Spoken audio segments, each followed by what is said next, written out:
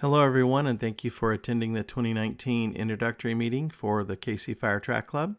And my name is Matt Maynor, and we are recording this video because on our two parent meeting nights, they were actually some storm nights, and so we had a lot of parents that weren't able to attend. So I will try to go through this as quickly as possible, and if you have any questions, please feel free to reach out to myself or my wife, and you'll see our contact information a little bit later on in the presentation. Again, thank you for attending this presentation. As I said, my name's Matt Maynor, and I am one of the coaches here. And as you can see here, we have some fantastic coaches. And all of our coaches were track athletes. Most of us competed at a collegiate level or post-collegiate level even.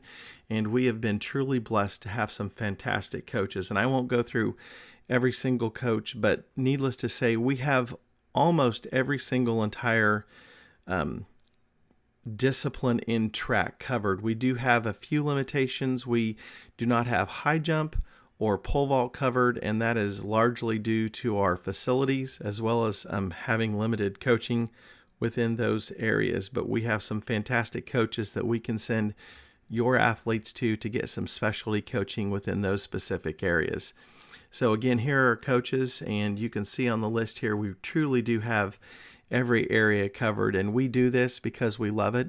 All of our coaches are volunteers. We do not get paid for this, and we are a nonprofit organization, and we just want to give back to a sport that we loved dearly when we were in school. So for communication, we use an app called Team App.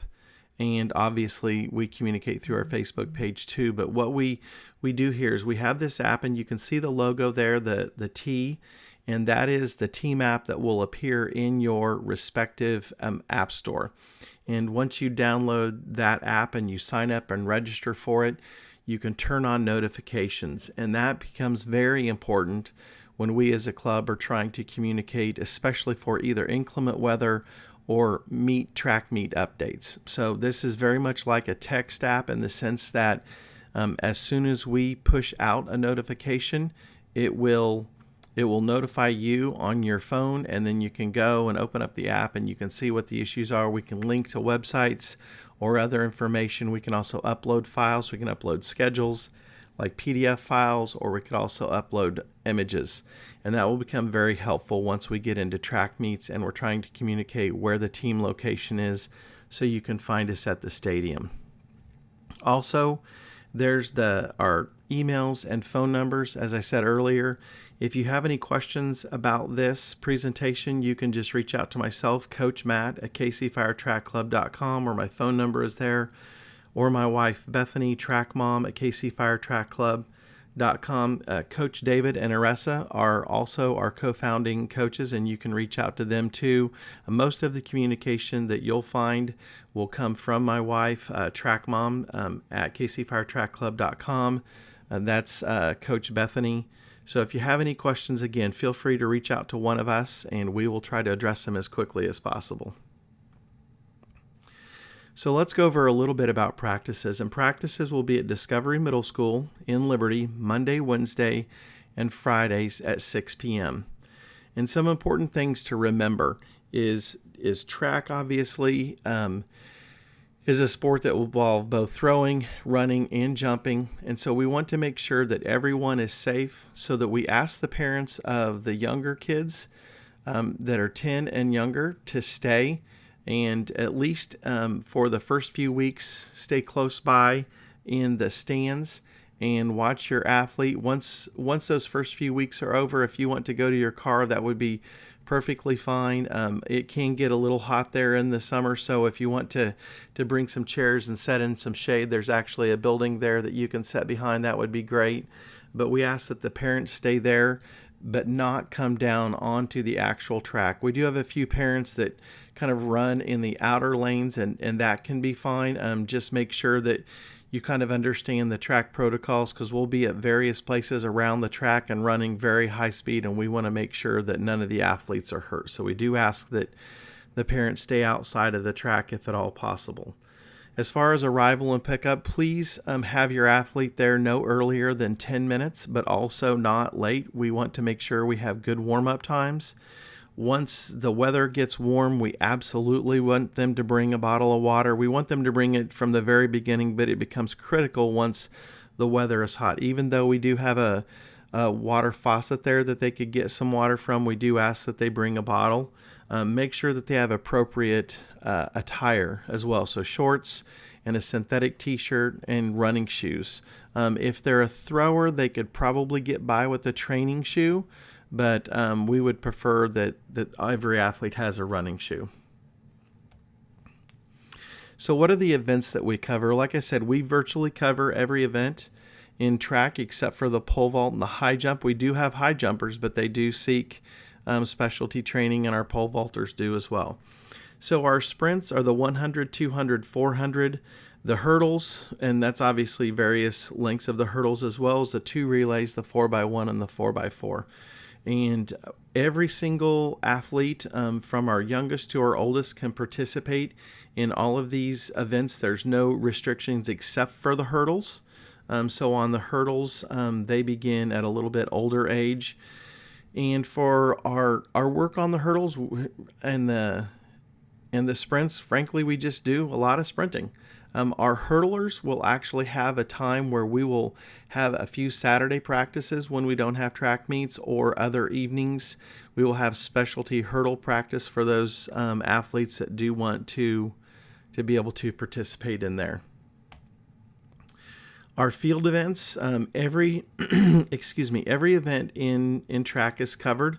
In the AAU and USATF, we have the shot, the discus, long jump, javelin, and turbo jav at a very few meets, but at a few meets, there's actually the hammer, and that is one event that we don't cover as well. We don't have any hammer throwers, so we don't actually have that. Missouri doesn't have that as an official event in the high school or middle school, so we don't do that as well.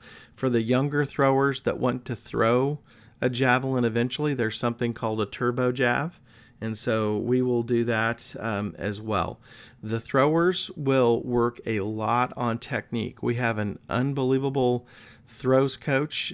She was actually the national champion in shot put, and so we work on technique on Fridays for our shot and discus throwers, and the other days we're going to work on strength and speed and agility, because those are things that the throwers cannot get enough of as far as mastering those things. They need to be able to be strong and quick to throw well, and then on Fridays we can work on refining that technique with our coach.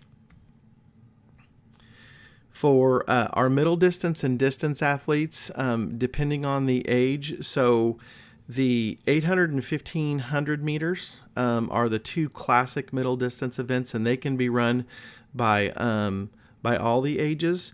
Our older runners from 11 years old up will actually get to add the 3,000 meters in there. And so this slide and the next slide kind of bleed into each other. So for our younger runners, the 800 and 1500 becomes the distance. And then obviously, as I said, the older runners add the 3,000. The 4x8 is a relay, 4x800 meters, and that can be done by our 10-year-olds and up for that relay. And for that, we do a lot of what we will call distance speed work. So we're on the track 3 days a week. We try to jump off the track and run on the soft ground 1 day a week if possible. Sometimes the weather doesn't allow us to do that, but we will be doing that. So for our distance runners, though, this would be probably one little caveat that would be different than the other events, is that for our distance runners, they really, really need to be running on their own distance, either with a treadmill, with a parent, or with friends, somehow putting in that extra time, getting those miles in. That's the only way to be able to build a base to be able to run fast at track meets. So again, for our distance runners, the 1500 and the 3000, obviously for our older athletes, and as we've talked about, the work is still the same there. So our affiliation and our schedule. So You can see here we are affiliated with the AAU, and we are officially affiliated with the USATF as well. We tend to run most of our meets with the AAU. A few athletes may go and participate in one or two USATF meets, and we can provide those on the calendar as well. Right here, the meets at the top, what are labeled our developmental meets, those are the early season meets, or some taper off into the late season. But for the most part, these are the meets, the April 27th through May 18th. They're tentative right now, but these are the meets on the AAU schedule that really provide that development for our younger athletes who haven't had an opportunity to participate in track. It gets them acclimated for what's coming up, and these are the qualifying meets. And these meets are set. Their dates are not tentative. The June 1st at El Dorado and the June 8th at William Chrisman, those are known as district meets.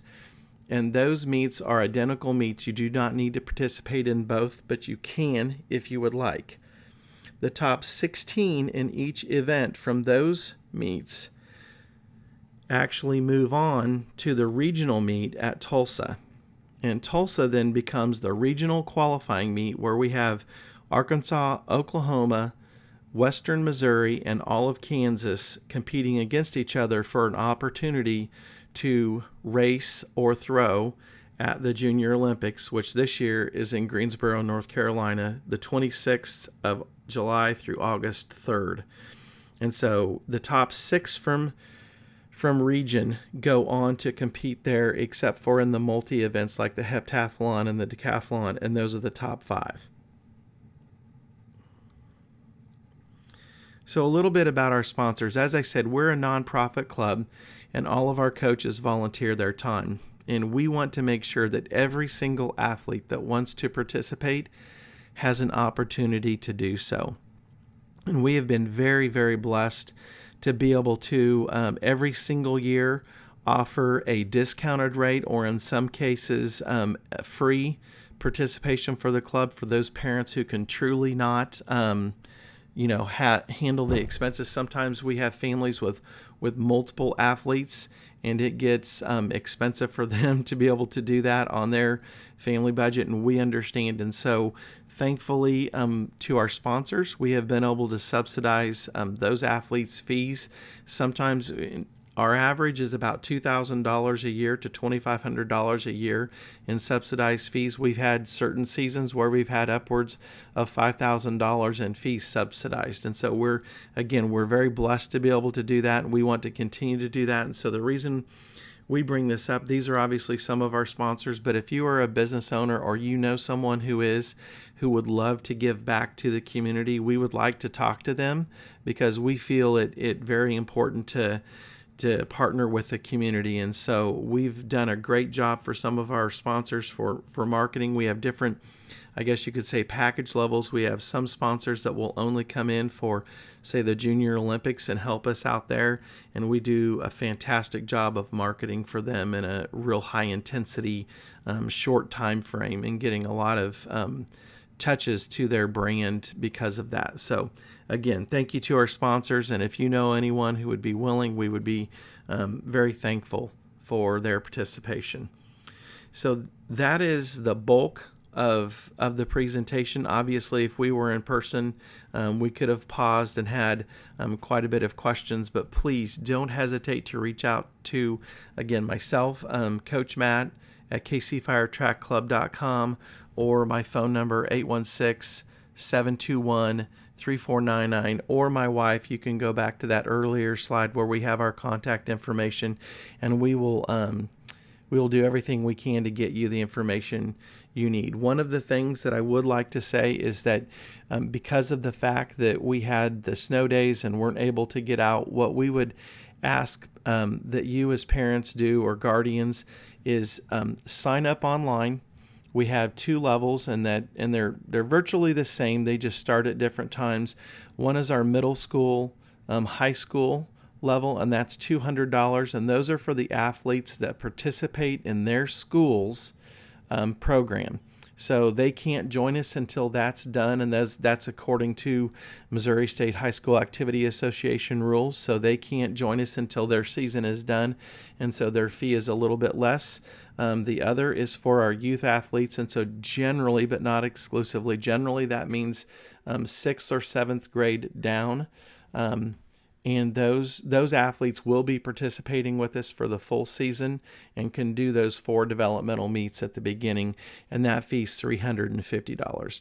And you can pay that online. You'll also be redirected back to the forms that need to be filled out.